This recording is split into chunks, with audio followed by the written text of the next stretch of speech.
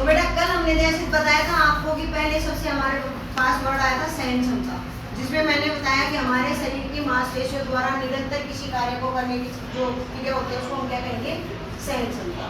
सहन क्षमता के आगे हमने जो भी क्रिया किया वो कल मैंने आपको बताई दी थी। अब हमने आज जो टॉपिक लिया वो है कि अगर हमारे मांसपेशियों में क्रिया करने की क्षमता कम है तो उसको हम बढ़ाएंगे कैसे। उसके लिए हमने 3 प्रशिक्षण विधियां ली थी, निरंतर और फार्टलेग और एक और है, कौन से बताओ तो अंतराल प्रशिक्षण। अब मैंने सबसे पहले लिया है निरंतर प्रशिक्षण विधि। इसमें हम जो भी क्रिया करेंगे उसमें निरंतरता बनाए रखेंगे और उसकी जो अवधि है कम से कम हम 30 मिनट रखेंगे। निरंतर का मतलब है क्रिया को निरंतर करते रहना और बीच में कोई किसी प्रकार का विराम नहीं देंगे। अब हम निरंतर कोई भी क्रिया करेंगे और दिन प्रतिदिन उसमें वृद्धि करेंगे तो हमारे शरीर में ऑटोमेटिक कुछ परिवर्तन आएंगे, जिसको मैंने आपके पास लिखवाया है।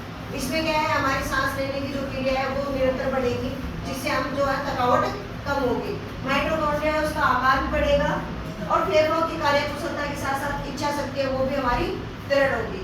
साथ ही हमारे आत्मविश्वास में और आत्मानुशासन उसमें भी वृद्धि होगी। इसके बाद आएगा हमारा अंतराल प्रशिक्षण विधि। अंतराल प्रशिक्षण विधि में क्या करेंगे, हम जब भी प्रशिक्षण देंगे आप लोगों को उसमें थोड़ा सा विराम दे देंगे। यानी आपको 1 घंटे की कोई क्रिया करवा रहे हैं उसमें आपको बीच में हमने 5 मिनट 10 मिनट का रेस्ट दे दिया। उससे क्या हुआ कि जितनी हमारी शक्ति कम हुई वो आपने जो विराम किया उसमें आपको तुरंत मिल गई। जैसे आप खेलते हो तो आपको 15 मिनट का या 5 मिनट का विराम दिया जाता है ताकि आप पानी पी लें या कुछ और भी कर सकते हैं। खेलों में आपको जल्दी से ऊर्जा मिलने के लिए जो केला खिलाया जाता है वो इसीलिए खिलाया जाता है कि आपको तुरंत ऊर्जा मिल जाए और आप नेक्स्ट जो आपका कंटिन्यू जो क्रिया करेंगे उसके लिए आप तैयार हो जाओ। अंतराल प्रशिक्षण विधि में जब हम विराम दे रहे हैं उसके बाद आपको क्रिया करवा रहे हैं तो उसमें वैसे का वैसा ही आपके अंदर पूरा एंजॉय के साथ आप उस चीज को करोगे। जैसे इसमें लाभ हुआ है वैसे ही अपने अंतराल प्रशिक्षण में जब करेंगे तो वो लाभ उनमें भी प्राप्त होंगे। अब तीसरा था हमारे पास फार्टलेग प्रशिक्षण विधि। उसमें क्या होगा कि हम दौड़ेंगे भी, विराम भी करेंगे, चलेंगे भी और फास्ट भी भागेंगे। कहने का मतलब है उसमें तीनों जो प्रशिक्षण है उनका सम्मिश्रण कर देंगे। जैसे आप लोगों ने देखा होगा कि हम मैराथन करते हैं तो मैराथन में हम एकदम स्पीड भी पकड़ते हैं, बीच में कहीं चढ़ाई आ जाती है तो वो चढ़ते भी हैं और फिर उतरते भी हैं, पहाड़ों पे जैसे चढ़ते हैं। वो सारी चीजें जो आपको फार्टलेग प्रशिक्षण विधि में आती है।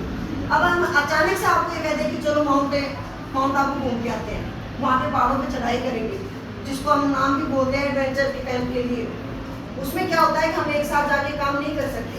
अगर हमने पहले से कोई चीज एक्टिविटी समझ रखी है उसके हिसाब से चलेंगे तो वो हम कंप्लीट कर पाते हैं, अन्यथा हमसे बीच में ही वहाँ पे थकावट के कारण बीमार भी हो सकते हैं या बीच में ही हमें मदद भी करनी पड़ती है। इन्हीं का एक एग्जाम्पल हम देख लेते हैं। कोई भी व्यक्ति कहीं भेजते हैं हम, उससे पहले उसको हम कम से कम 2 महीने उसको वो प्रशिक्षण देते हैं। अभी एग्जाम्पल देख लेते हैं कि सुनीता विलियम्स जो अंतरिक्ष में जाती है वो ये नहीं है कि एकदम से वहाँ बैठी वहाँ चली गई। उसके लिए उनको पहले उसके एक्टिविटी के अकॉर्डिंग ढलना पड़ता है कि वहाँ हम कैसे रहेंगे, कैसे हम वहाँ बैठेंगे, कैसे खड़े रहना है, ये सारी चीज़। क्योंकि अंतरिक्ष में तो सारी चीज़ें उल्टी हो जाती हैं तो वो सारी चीज़ें यहाँ पे पहले उनको करके देखनी पड़ती है। ऐसे हम और भी कोई खेल देखते हैं जैसे, तो जो भी खेल खेलने के लिए जाएंगे तो उसके लिए हमें सबसे पहले यहाँ पे प्रशिक्षण लेना पड़ेगा। प्रशिक्षण लेने के बाद हम उस चीज़ के लिए तैयार हो जाते हैं और उस चीज़ को पूरा करते हैं। तो ये तीनों विधियां हैं, निरंतर, अंतराल और फार्टलेग प्रशिक्षण।